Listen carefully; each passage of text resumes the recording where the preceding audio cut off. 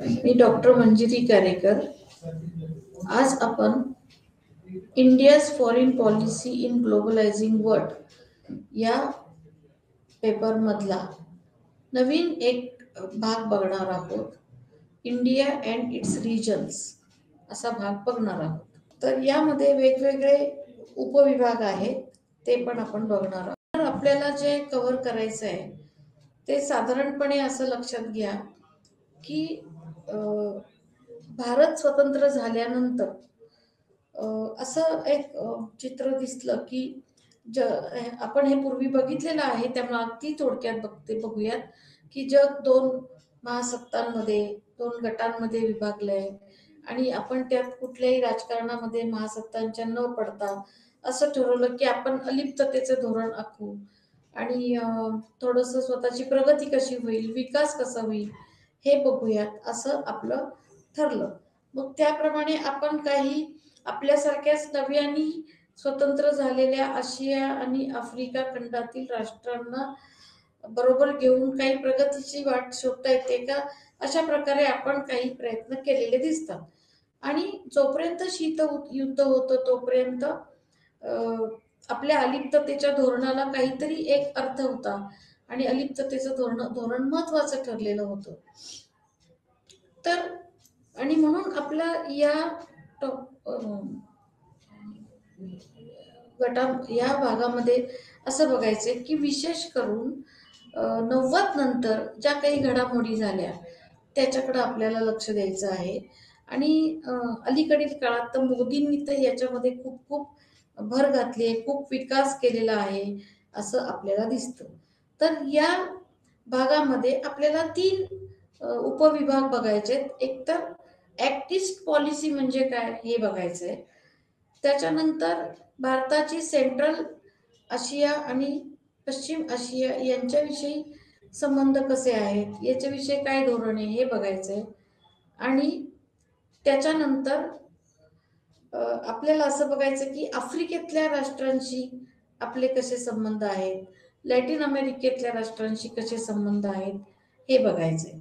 तर आता आपण याच्यातलं एक एक करून बघूयात की 90 पर्यंत जोपर्यंत शीतयुद्ध होतं तोपर्यंत अलिप्तता चळवळीलाही काहीतरी अर्थ होता, हे आपण बघितलंय. जोरात होती ती, पूर्णपणे राजकीय दृष्ट्या तटस्थ अशी चळवळ होती आणि रशियाशी आपण थोडीफार मैत्री केलेली होती.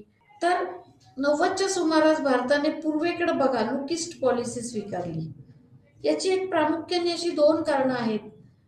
पहिलं महत्वाचं कारण म्हणजे फिलिपाईन्स मधला अनपेक्षित अमेरिकेचा तळ आणि त्यामुळे निर्माण झालेली सत्तेची पोकळी, हे एक प्रमुख कारण आहे की पूर्वेकडे बघा. म्हणजे भारताच्या पूर्व दिशेला जी काही राष्ट्र आहेत आणि जगाच्या पूर्व दिशेला जी राष्ट्र आहेत तिकडं आपले संबंध सुधारण्याकडे या पॉलिसीचा भर होता.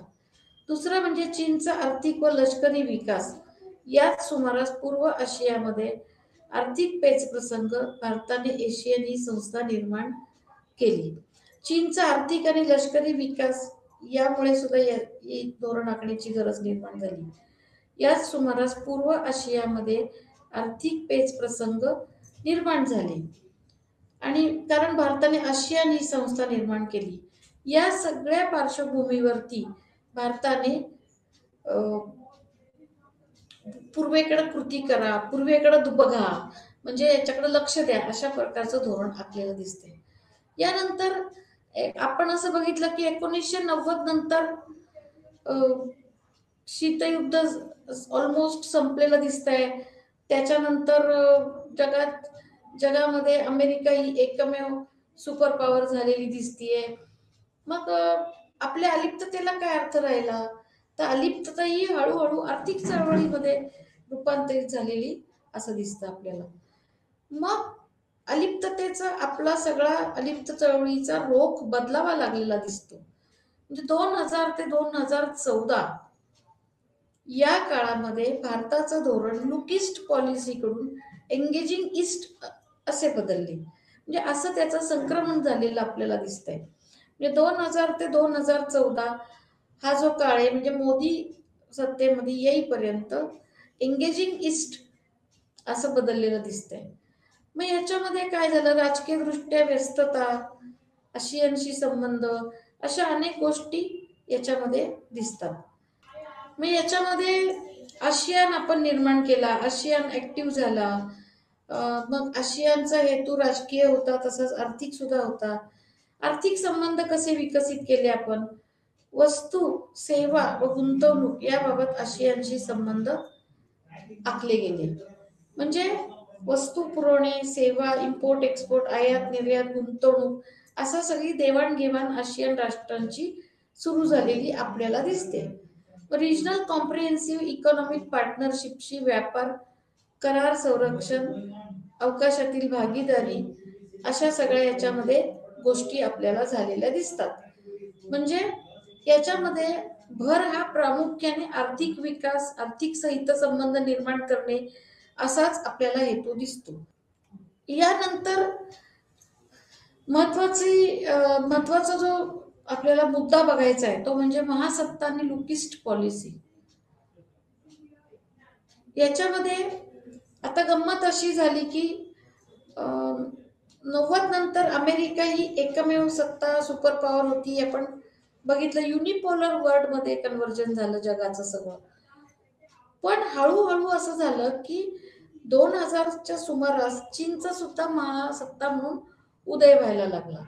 कारण आपण हे मागेही बघितलं की हाँगकाँग बेट चीनच्या ताब्यात ब्रिटिशांकडून आल्यामुळं अचानक त्यांची इकॉनॉमी सुधारली आणि चीन महासत्ता म्हणून उदयाला यायला लागलेला आहे.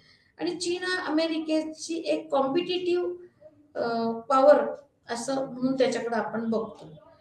मग आता या बॅकग्राऊंड वरती लुकिस्ट पॉलिसीचं काय झालं,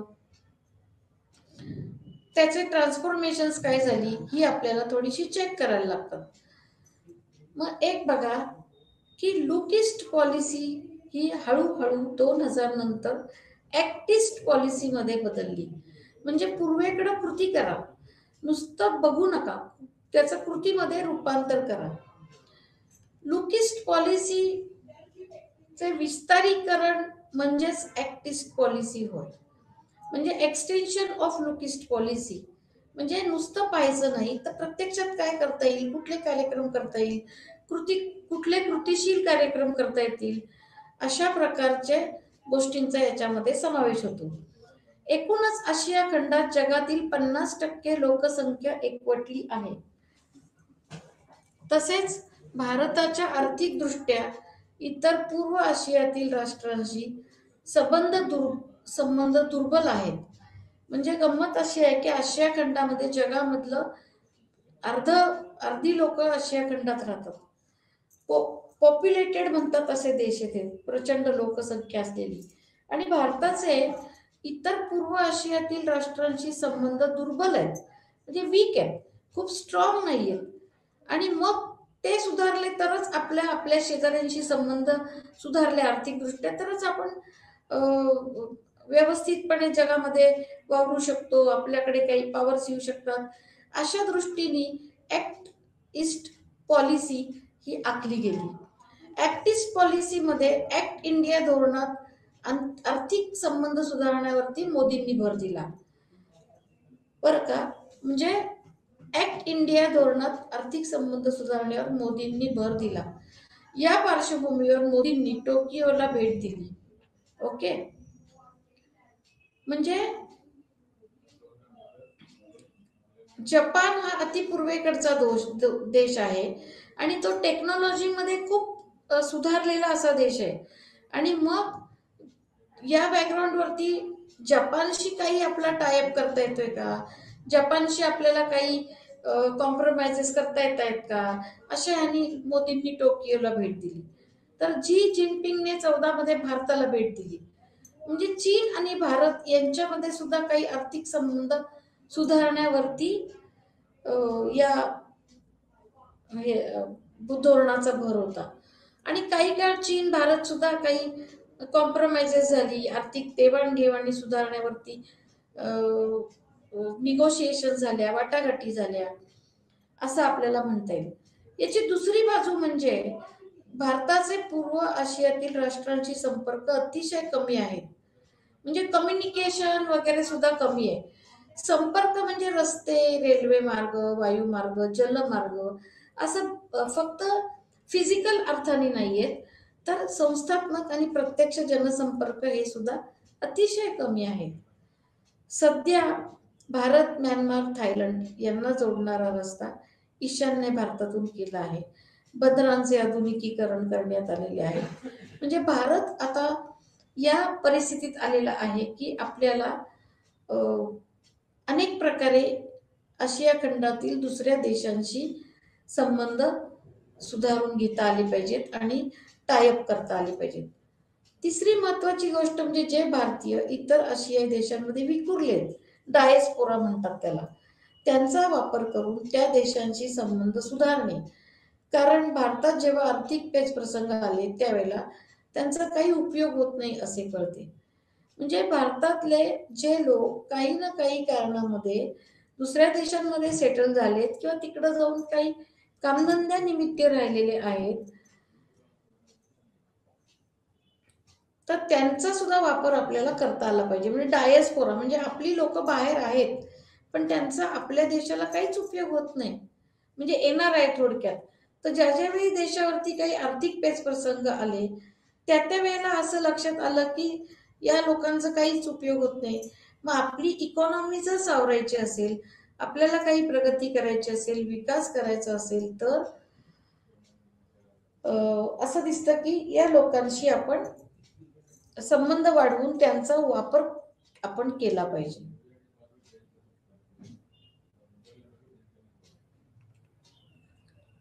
मग या पार्श्वभूमीवरती मोदींनी जेव्हा मलेशिया, सिंगापूर येथे भेट दिली तेव्हा तेथील भारतीय लोकांना भारत आता बदलतो आहे, त्यांनी भारताच्या विकासात सहभागी व्हावे असे आवाहन केलेले आहे. ओके. म्हणजे याच्या हे संबंध सुधारण्यासाठी मोदींनी सरळ सरळ मलेशिया, सिंगापूर येथे भेटी दिल्या, पर्सनल व्हिजिट्स दिल्या आणि भारतीय लोकांना आता असं आव्हान केलं की विकासात सहभागी व्हा, भारत आता बदलतोय आणि मायभूमीला काही भूमीसाठी काही गोष्टी करणं हे त्यांचं कर्तव्य आहे आणि त्यांची अटॅचमेंट असायला पाहिजे, अशा अर्थाने त्यांनी तिथे आव्हान दिलेलं आपल्याला आढळते. याच्यापेक्षा वेगळा मुद्दा म्हणजे पूर्व आशियात भारत ही मोठी मृदू सत्ता होत आहे व भारताचा प्रभाव मध्य आशियापासून पूर्व आशियापर्यंत वाढत आहे. ओके. म्हणजे मृदू सत्ता म्हणजे सॉफ्टवेअर टेक्नॉलॉजी, त्याच्यामध्ये भारत पुढारलेला आहे आणि मध्य आशियापासून पूर्व आशियापर्यंत त्याचा प्रभाव वाढतोय. नवीन धोरणाचा भाग सांस्कृतिक व इतर प्रभाव वाढवणे असं होय. आज थायलंड ते चीन व म्यानमार ते जपान बहुतेक सर्वच देशात भारताचा कोणत्या तरी स्वरूपात प्रभाव पडलेला आहे. भारत म्हणजे भारत हा प्रभावी होत चाललेला आहे असा त्याचा अर्थ आहे. शीतयुद्ध संपल्यानंतर या देशांना एक अनिश्चितता सहन करावी लागत आहे. म्हणजे आशिया खंडातली जे देश नव्याने स्वतंत्र झाले त्यांना शीतयुद्ध संपल्यानंतर एक थोडस असुरक्षित असं वातावरण आणि अनिश्चितता, कारण पूर्वी ते कुठल्या ना कुठल्या गटात सामील होते त्यामुळे त्यांना एक सपोर्ट होता त्या गटाचा, तो आता कमी झाला. या पार्श्वभूमीवर या देशांच्या भारताकडून अपेक्षा वाढल्यात. भारताने शांतता व स्थैर्य प्राप्त करण्यासाठी पुढाकार घ्यावा असं या देशांना वाटतं. याचाच अर्थ असा आहे की भारताकडून थोडीशी नेतृत्वाची अपेक्षा आहे आणि सर्व देशांना आशिया खंडातील बरोबर घेऊन भारताने काही चांगल्या योजना आखाव्यात व सगळ्यांची प्रगती कशी साध्य होईल याचा विचार करावा असं या देशांची अपेक्षा आहे. ऍक्टिस्ट पॉलिसी आणि प्रादेशिक सुरक्षितता म्हणजे ऍक्टिस्ट पॉलिसीचा एक परिणाम असा होतो की प्रादेशिक सुरक्षिततेला त्याच्यामुळं थोडंसं महत्व येईल, थोडं लक्ष दिलं जाईल आणि एक प्रकारे कुठंतरी सेफ वातावरण निर्माण केलं जाईल असं वाटतं. या भागातला पुढचं युनिट म्हणजे भारत आणि मध्य आणि पश्चिम आशिया. म्हणजे आपण आतापर्यंत असं बघितलं की मध्य आणि पश्चिम आशिया लुकिस्ट पॉलिसी, ऍक्टिस्ट पॉलिसी कशी झाली, पण त्याचा मध्य आणि पश्चिम आशियावरती आपण कसा प्रयोग केला, कसा वापरला, हे पण बघायला पाहिजे आपण. तर आता मध्य आशिया आणि पश्चिम आशिया हे का बरं आपण निवडले अभ्यासासाठी? तर दोन्ही प्रदेश महत्वाचे आहेत, कारण जगातील 2/3 तेल व नैसर्गिक वायूचे साठे या प्रदेशात आहेत. या प्रदेशांचं भौगोलिक महत्व म्हणजे इथं नॅचरल ऑइल आणि नॅचरल गॅसेस ह्याचे स्टॉक्स भरपूर आहेत, आणि त्याचा परिणाम म्हणजे सर्व जग यांच्यावरती तेल आणि वायूसाठी अवलंबून असतात. अगदी सुधारलेले देश, पुढारलेले देश सुद्धा यांच्यावरती अवलंबून असतात. हे प्रदेश आशियाई प्रदेश युरोप व आफ्रिकेशी जोडले गेलेले आहेत. म्हणजे हा एक कनेक्टिंग लिंक म्हणतात तसे हे या प्रदेशातले देश आहेत. सध्या या प्रदेशात दहशतवाद माजला आहे, आणि म्हणून आपण हा टॉपिक इथे अभ्यासाला घेतलेला आहे. कारण आज असं बघतो की जगातील तेलाचा आणि वायूचा मॅक्झिमम साठा या प्रदेशांमध्ये आहे. अशा अर्थाने हे प्रदेश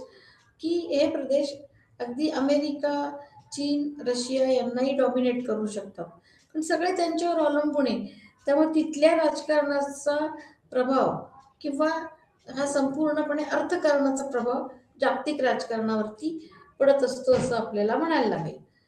मग आता यातला एक एक भाग आपण बघूयात. मध्य आशिया. मध्य आशिया म्हणजे सेंट्रल एशिया, थोडक्यात म्हणजे जो जगाच्या आशिया खंडाच्या मध्यभागी आहे. आता याच्यात असं बघा की पूर्वी काय झालं माहितीये का, की युरोप आणि आशिया याच्यामधले काही भाग रशियामध्ये एकत्र येऊन तो रशिया तयार झालेला आहे. युरेशिया म्हणलं जातं त्याला. म्हणजे मूळ रशिया युरोप खंडात आहे, त्याचा काही भाग आशियात आहे. आणि Soviet union of Soviet socialist Republic असंच ते USSRचं नाव होतं. म्हणजे छोटी छोटी सोव्हिएत सोशलिस्ट रिपब्लिक एकत्र येऊन USSRची स्थापना झालेली आहे. मग मध्य आशिया जर वेगळा आपण बघायचं ठरवलं तर याच्यामध्ये काय काय येतं, याच्यामध्ये 5 प्रदेश येतात. त्याच्यामध्ये Kazakhstan, Kyrgyzstan, Tajikistan, Turkmenistan, Uzbekistan हे 5 प्रदेश येतात. हे 5 प्रदेश 1991 मध्ये रशियामध्ये साम्यवाद कोसळल्यानंतर स्वतंत्र राज्य म्हणून उदयाला येतात. म्हणजे हे 5 प्रदेश आशियातलेच आहेत, म्हणून आपण हे अभ्यासाला घेतलेले आहेत.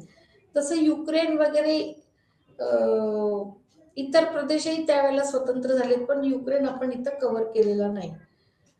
आणि हे 5 प्रदेश हा खूप मोठा भौगोलिक प्रदेश आहे. त्यांच्या भौगोलिक सीमा मोठ्या आहेत, त्यांचा व्याप्ती मोठी आहे. सध्या या देशाच्या सीमेवर रशिया, चीन, अफगाणिस्तान व पाकिस्तान आहेत. मध्य आशियामध्ये हायड्रोकार्बन भरपूर आहेत. मध्य आशियात हायड्रोकार्बन भरपूर आहेत. म्हणजे गंमत अशी आहे की इथे हा प्रदेश महत्वाचा काय की याच्या सीमेवर रशिया, चीन, अफगाणिस्तान, पाकिस्तान असे आहेत. म्हणजे हा लँडलॉक्ड असा प्रदेश आहे. आणि हायड्रोकार्बन हा पण भरपूर आहे.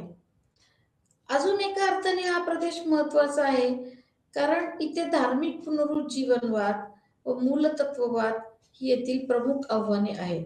म्हणजे रिलिजियस रिवायवलिझम आणि एक्स्ट्रीमिझम ही तिथली प्रमुख चॅलेंजेस आहेत. हे लोक इस्लामिक संस्कृतीकडे झुकत आहेत. म्हणजे इथे काय झालं की काही काळ मारून मुटकून रशियातली जारशाही वगैरे यांच्यामध्ये हे आहे, दबावाखाली राहिलेले ऑटोक्रेटिक रूलमध्ये राहिलेले लोक आहेत.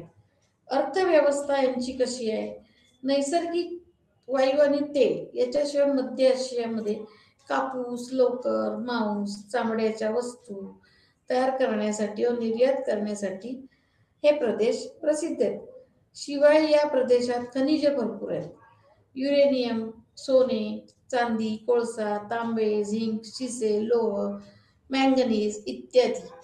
ओके, असे भरपूर खनिज आणि भरपूर इथे खनिजांचा साठा आहे. काही चांगली शेतीची पिकं आहेत. अशा या सगळ्या अर्थांनी हा प्रदेश महत्वाचा ठरतो.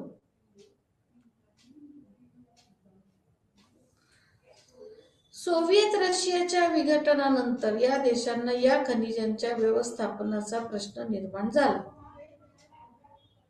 मग आता सोव्हिएत रशियाचा अंडर जोपर्यंत हे प्रदेश होते तोपर्यंत तिथल्या खनिजांचं सगळं व्यवस्थापन सोव्हिएत रशिया बघत होता. पण नंतर मात्र या खनिजांचं व्यवस्थापन कसं करायचं हा प्रश्न या 5 प्रदेशांना निर्माण झाला आणि त्याच्यातूनच भारताने त्यांच्याशी मैत्रीचा प्रस्ताव किंवा त्यांच्याशी संबंध सुधारण्याचा प्रस्ताव आखलेला दिसतो आपण.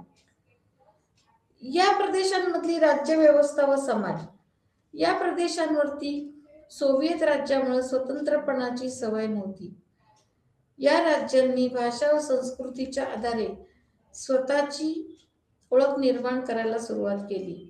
यापैकी कोणत्याही प्रदेशाने लोकशाहीच्या दृष्टीने प्रगती केलेली दिसत नाही. म्हणजे नव्याने स्वतंत्र झाल्यावरती यांनी भाषा आणि संस्कृतीच्या अर्थाने स्वतःची आयडेंटिटी निर्माण करायला सुरुवात केली, पण लोकशाही प्रस्थापनेच्या दृष्टीने यांनी फार प्रगती केली आहे असं दिसत नाही. भौगोलिक दृष्ट्या महत्व ह्या प्रदेशाचं भौगोलिक महत्व काय की 19व्या शतकात हा प्रदेश म्हणजे झारचा रशिया व ब्रिटिश भारताचे साम्राज्य विस्तारासाठी मोक्याची जागा अशा अर्थाने या प्रदेशाचं महत्व आहे. म्हणजे ब्रिटिश काळामधला जो भारत होता म्हणजे अंडर ब्रिटिश रूल तर साम्राज्य विस्तारासाठी मोक्याची जागा म्हणूनच या प्रदेशाकडे बघितलं जायचं. येथे असणाऱ्या खनिज संपत्तीमुळे बऱ्याच देशांनी येथे स्वतःचा प्रभाव पाडायला सुरुवात केली. रशियावरील अवलंबित्व कमी करण्यासाठी या प्रदेशांना चीन, जपान व कोरियाशी मैत्री हा मार्ग आहे.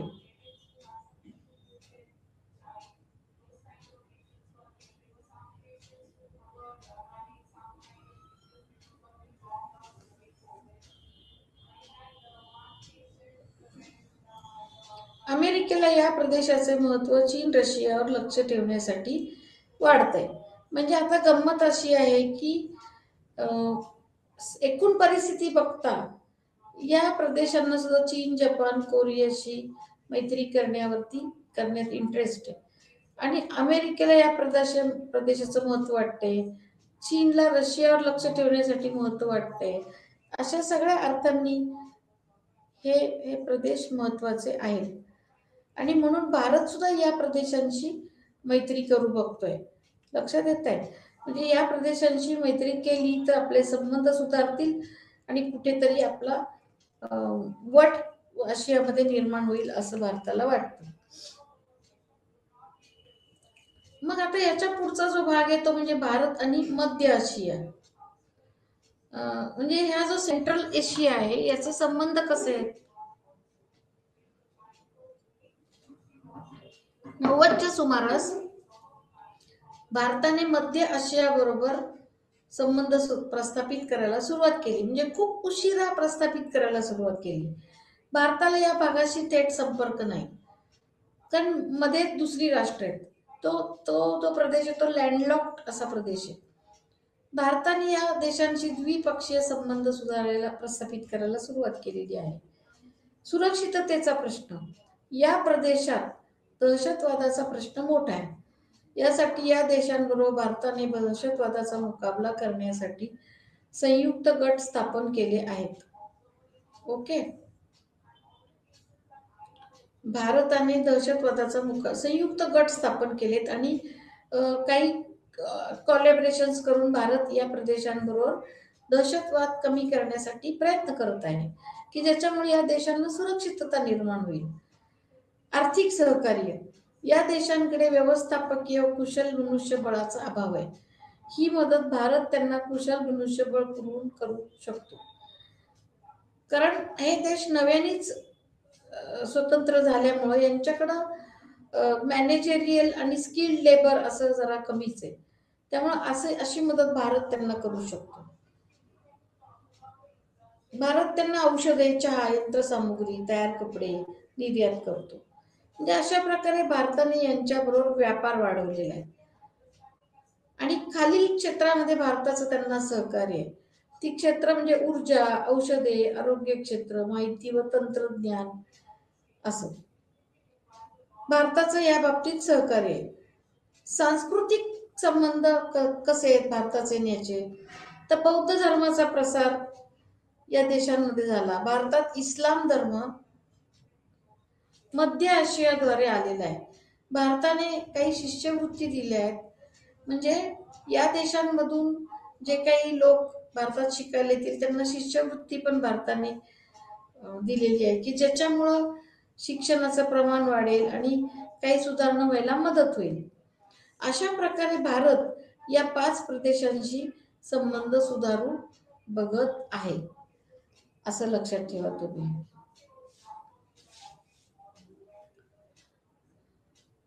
याच्यानंतरचा पुढचा भाग म्हणजे पश्चिम आशिया, वेस्ट एशिया. या बाबतीत सुद्धा असं म्हणता येईल, हा प्रदेश आपण का निवडला, तर पश्चिम आशियाशी आपला फार जुना संबंध आहे, फार पश्चिम आशियाशी. कारण हा प्रदेश संघर्षमय आहे. या प्रदेशात ज्यू, ख्रिश्चन, इस्लाम धर्माचा प्रसार, तसेच तेथे इजिप्तची संस्कृती विकसित झालेली दिसते. या प्रदेशांनी प्राचीन काळी बॅबिलोनियन व इराणी साम्राज्य विकसित झालेली दिसतात. तर मध्ययुगीन काळात अब्बासीद व ऑटोमन साम्राज्य विकसित झालेली दिसत होती. नंतर ऑटोमन साम्राज्याचा ऱ्हास झाल्यावर 19व्या शतकाच्या शेवटी ब्रिटिशांचा प्रभाव वाढलेला दिसतो. म्हणजे बघा तुम्ही, ऑटोमन साम्राज्याचा ऱ्हास झाल्यावर 19व्या शतकाच्या शेवटी ब्रिटिशांचा प्रभाव वाढलेला दिसतोय. म्हणजे हळूहळू ब्रिटिश इथे सुद्धा प्रभावित करतायत, लक्षात घ्या. म्हणजे ब्रिटिशांनी जगातले सगळे जमतील तेवढ्या देशांना प्रभावित केलेलं आहे. तर ऑटोमन साम्राज्य हे खूप मोठं होतं, पण तो हळूहळू ऱ्हास झाला त्याचा. नंतर हा प्रदेश मोठ्या सत्तांचे आकर्षण केंद्र बनला. म्हणजे पश्चिम आशियावरती सगळ्याच राष्ट्रांची नजर लागली, लक्ष केंद्रित झाले. भौगोलिक धोरणात्मक दृश्य, पश्चिम आशियातील युद्धे, हा प्रदेश साधारणपणे युद्धांचा प्रदेश आहे. या प्रदेशात इस्लामचा प्रभाव आहे, तसेच तो अस्मितेशी संबंधित आहे. म्हणजे इथल्या धर्माचं राजकारणही केलं जाते. शिवाय याच्यात अंतर्गत विविधता आहे, लक्षात घ्या. म्हणजे पश्चिम आशियामध्ये असं दिसतं आपल्याला की इस्लाम धर्म धारण केलेली राष्ट्रांची संख्या जास्त आहे. ज्यू धर्म धारण केलेले इस्रायल पण त्याच्यातच आहे. त्यामुळे ते इंटरनल कॉन्फ्लिक्ट्स भरपूर आहेत. आणि शेवटी हे सगळं आयडेंटिटीशी संबंधित असं आहे.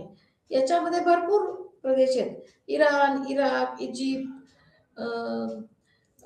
असे भरपूर, सिरिया आहे, असे भरपूर प्रदेश आहेत याच्यामध्ये.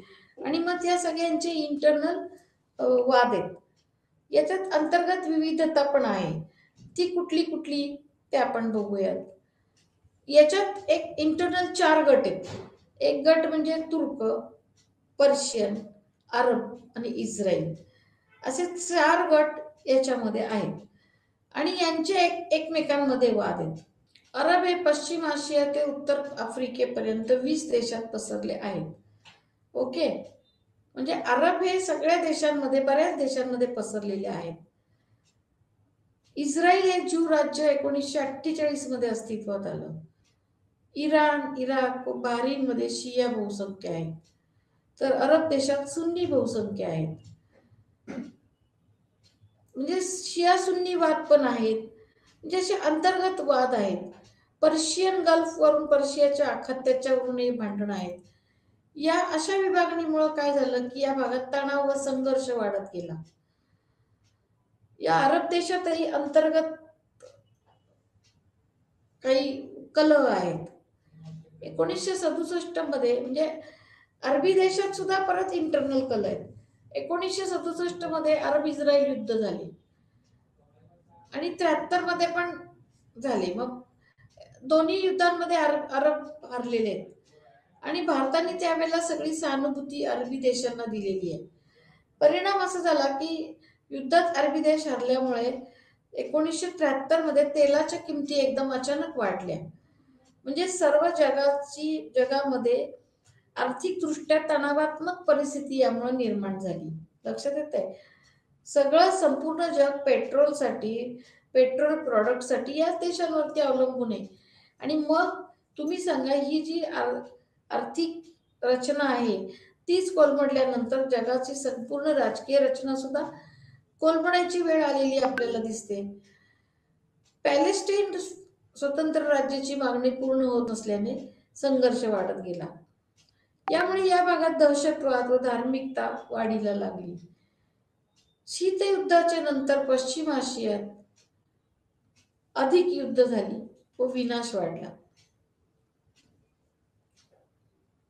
इराणची कुवेत मधील घुसखोरी, 1991चे आखाती युद्ध, गेली 3 दशकं पश्चिम आशियामध्ये राजकीय अस्थिरता आहे.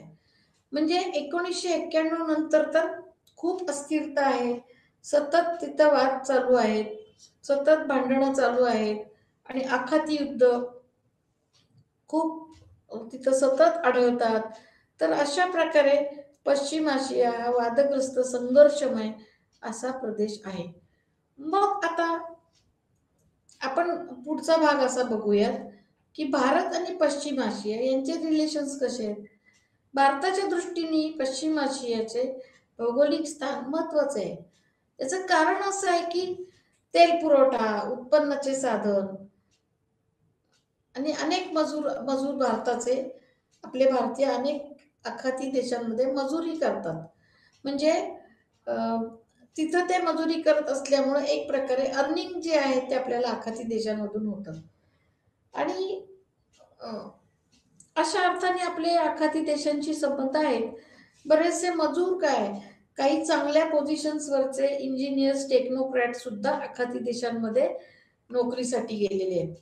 आणि त्याच्यामुळे आपल्याला नकळत तिथून एक प्रकारे फायनान्शियल रिसोर्सेस मिळतात.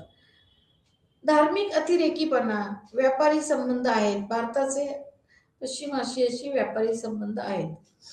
मग आता आपण या बॅकग्राऊंडवरती अजून थोडंसं असं बघूयात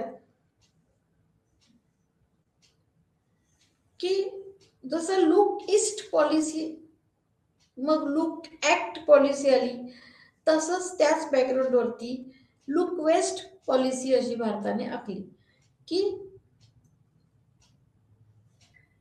भारताने पॅलेस्टाईनला पाठिंब्याची भूमिका घेतल्यामुळे भारताची प्रतिमा उंचावली अरब देशांमध्ये. आणि त्यामुळे अरब देश हे भारताला सहकार्य करायला लागले. आणि मग 2005 मध्ये भारताने लुक वेस्ट धोरण स्वीकारले. म्हणजे पश्चिम आशियाकडे बघा थोडक्यात, आणि बघा काय त्या कृती पण करा. म्हणजे या बॅकग्राऊंडवरती नरेंद्र मोदींनी या भागातल्या देशांना भेट दिली. ओके. आणि कुठेतरी संबंध सुधारण्याचे प्रयत्न सुरू केले असं आपल्याला दिसतं. 21वे शतक हे आशियाई शतक म्हणून ओळखले जाते. म्हणजे काय झालं की 21वे शतक जसं लागलं तसं आशिया खंडामध्ये ज्या काही हालचाली चालू झाल्या, दक्षिण आशिया, उत्तर आशिया, पश्चिम आशिया, मध्य आशिया, याच्यामध्ये सरळ सरळ काही निगोशिएशन्स, वाटाघाटी, कोलॅबरेशन्स असे चालू झालेले आपल्याला दिसते.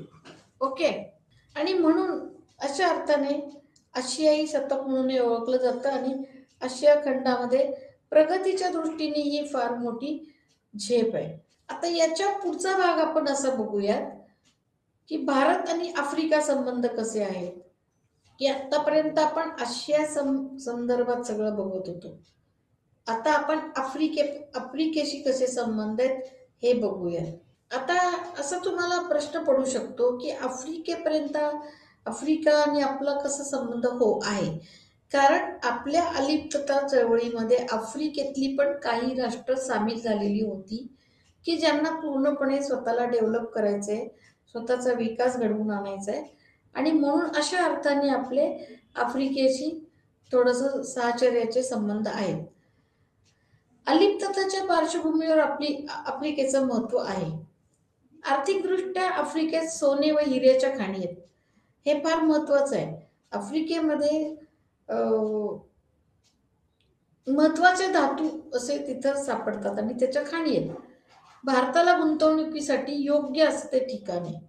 म्हणून भारताने बरेच आफ्रिकेमध्ये इन्व्हेस्टमेंट केल्या, जमिनी घेतल्यात, काही प्रोजेक्ट पण केलेले आहेत.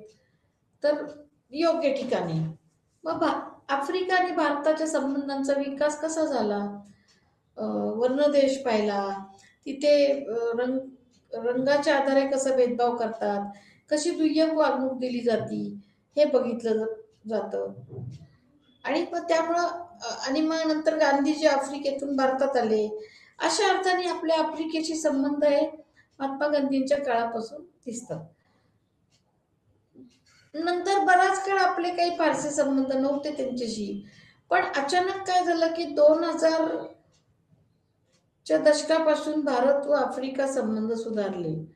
चीननेही आफ्रिकेशी याच काळात संबंध सुधारायला सुरुवात केली. म्हणजे 2000 ऑनवर्ड्स, म्हणजे जेव्हापासून चीन महासत्ता म्हणून उदयाला यायला लागली, तेव्हापासून आपले आणि आफ्रिकेचे संबंध सुधारायला लागले. आणि याच काळात चीनने पण त्यांच्याशी संबंध सुधारायला सुरुवात केली. मग त्याच्यामध्ये भारत आफ्रिका व्यापार ही हा सुरू झाला. 2002 मध्ये फोकस आफ्रिका हा कार्यक्रम भारत सरकारने जाहीर केला. म्हणजे आफ्रिकेवरती लक्ष देणे हा त्याचा अर्थ आहे. Focus to Africa. 2009 मध्ये pan African e network project आणला याच्यामध्ये. म्हणजे 2009 मध्ये ई नेटवर्क प्रोजेक्ट हा सुद्धा जाहीर केला पॅन आफ्रिकन म्हणून. त्यानंतरचा अजून एक भाग म्हणजे ऊर्जा समन्वय. म्हणजे आफ्रिकेत नैसर्गिक साधन संपत्ती विपुल प्रमाणात भारताचा रस तेथील तेल व खनिज यावर आहे. भारत नायजेरियाकडून तेल घेतो.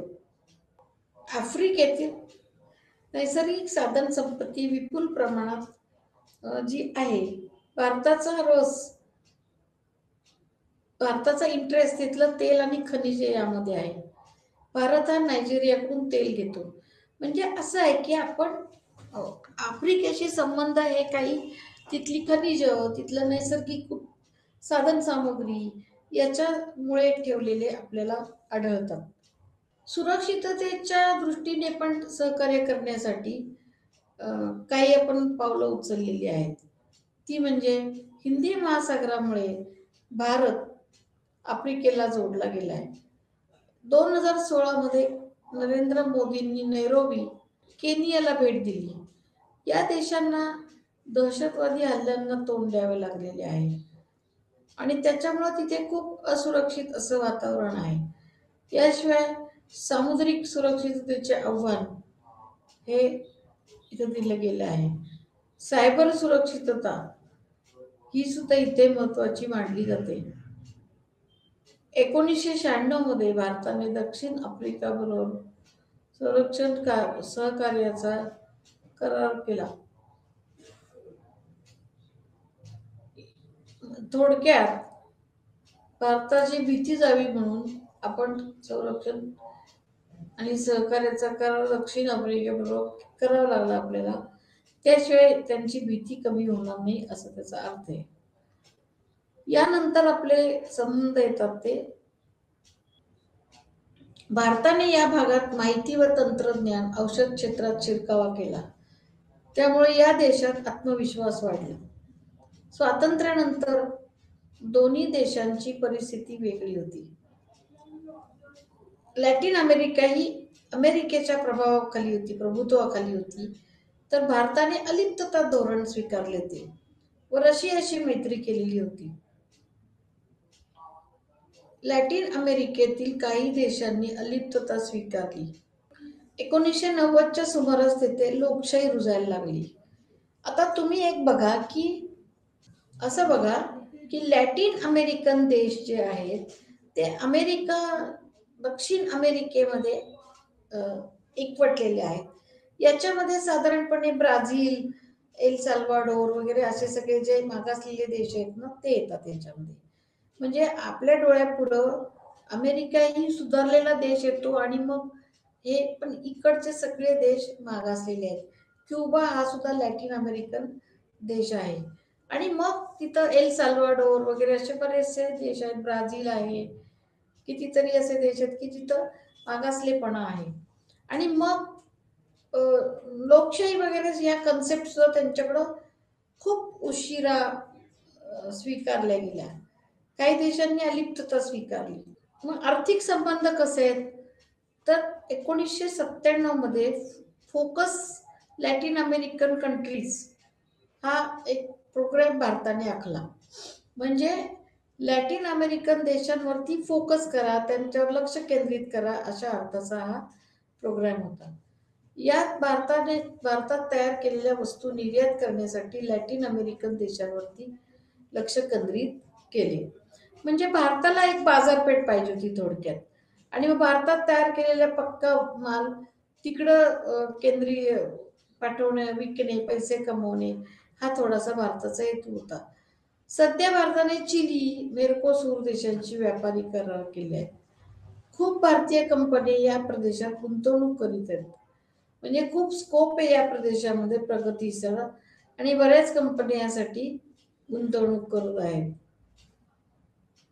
एक लक्षात असं घ्या, मग कुठल्या कंपन्या इथे पोहोचल्यात, तर भारतातल्या ज्या सगळ्या प्रसिद्ध कंपन्या आहेत, प्रसिद्ध म्हणजे ONGC विदेश, विप्रो, इन्फोसिस, महिंद्र, टाटा मोटर, मारुती सुझुकी, गोदरेज इत्यादी. चीन सुद्धा इथला कच्चा माल वापरू शकतो. म्हणजे असं नाही की याच कंपन्या, पण चीन सुद्धा इथे इंटरेस्ट ठेवून आहे.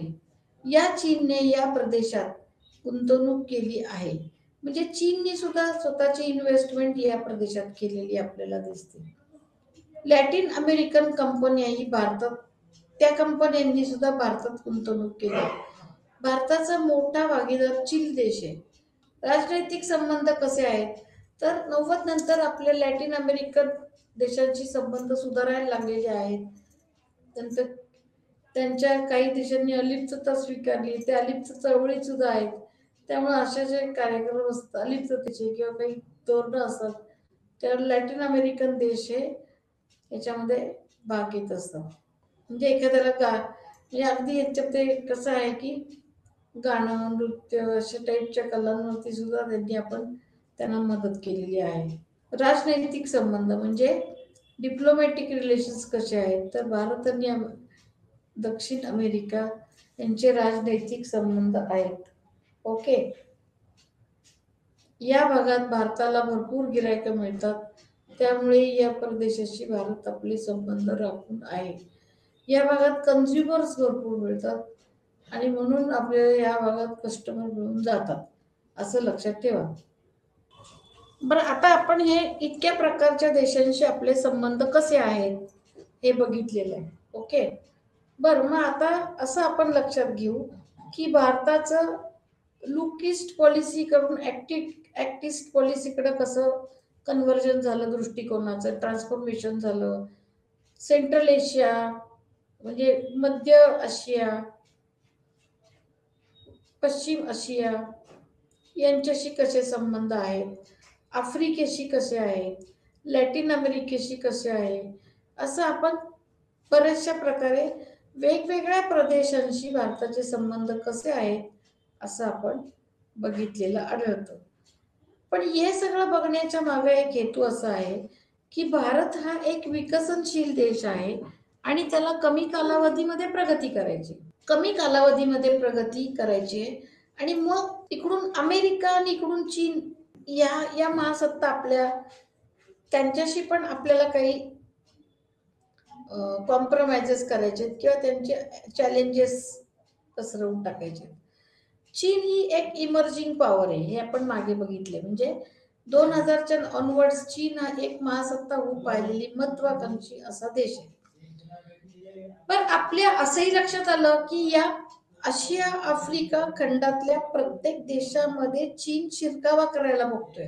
याचं एक मोठं कारण असं की फक्त आर्थिक प्रगती असं नाहीये, तर चीनला टेरिटरीची सुद्धा गरज आहे, भूमीची गरज आहे. कारण चीन हा ओव्हर पॉप्युलेटेड कंट्री आहे आणि त्याला जमीन पुरत नाहीये.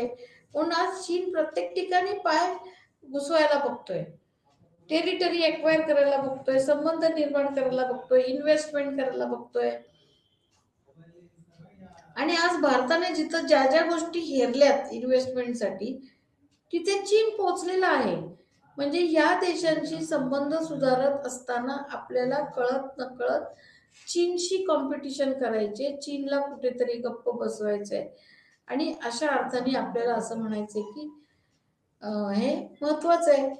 म्हणून मग एक तुम्हाला अजून सांगते की या सगळ्या अशा अर्थाने सुद्धा आपल्याला या देशांशी संबंध सुधारवणे, त्यांच्याशी डील करणे, त्यांच्याशी वेगवेगळे तडजोडी करणं या महत्वाच्या आहेत. बरं, आज आपल्या कंपन्या ज्या आहेत त्या पोचल्यात, सगळीकडे पोचतायत, त्यांचे प्रतिनिधी पाठवतायत, सगळं करतायत. या कंपन्या अतिशय महत्वाच्या आहेत असं मला म्हणायचंय. आता याच्यामध्ये एक महत्वाचा भाग असा आहे की सेंट्रल एशिया जो आहे, मध्यवर्ती आशिया, हे नव्याने स्वतंत्र झालेले छोटे छोटे देश आहेत.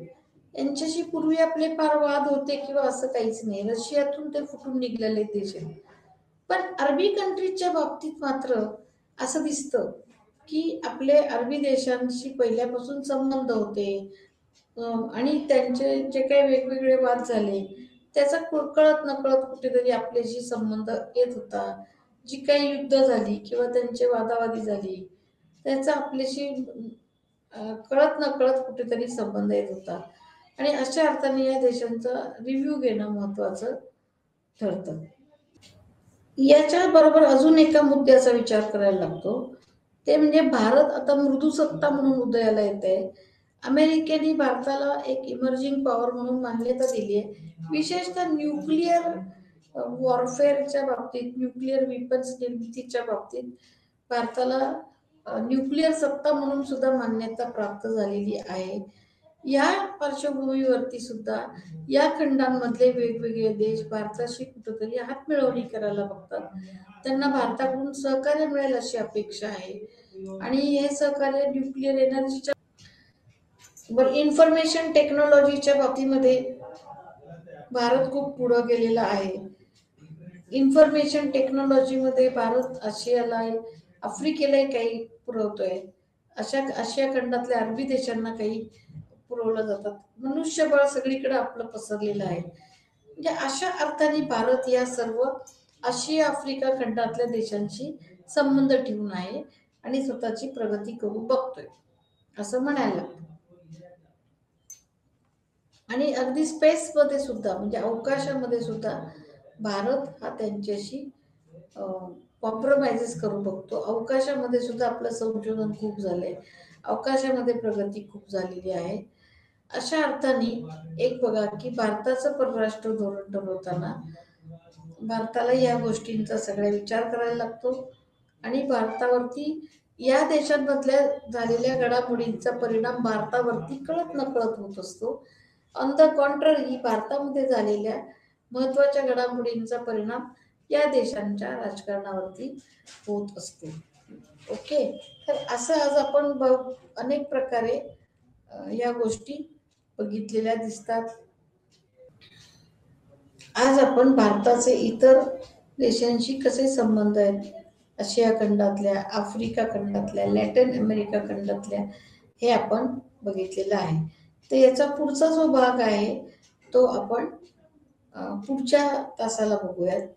तर माझ्या मते तुम्हाला बहुतेक काही शंका नसेल, पण जर असेल तरी पण मी बऱ्यापैकी स्पष्टीकरण प्रत्येक गोष्टीचं दिलंय असं मला वाटतंय. आणि भारताचा फोकस ऑफ अटेन्शन कसा बदलतोय हे पण बघितलेलं आहे. वन्स अपॉन अ टाइम कोण एकेकाळी भारत हा नॉन अलाइनमेंट म्हणजे नॉन अलाइनमेंट असंच बघत बसलेला आपल्याला आढळतो. आणि पण आता नॉन अलाइनमेंट चळवळीचं रूपांतर आर्थिक चळवळीत करून कसं अजून प्रगती करता येईल असंही भारताने ठरवलेलं दिसतं आपल्याला. म्हणजे अशा प्रकारे हे आपल्याला बघता येईल. याचा पुढचा भाग आपण पुढच्या तासाला बघूया. तोपर्यंत नमस्ते, थँक्यू.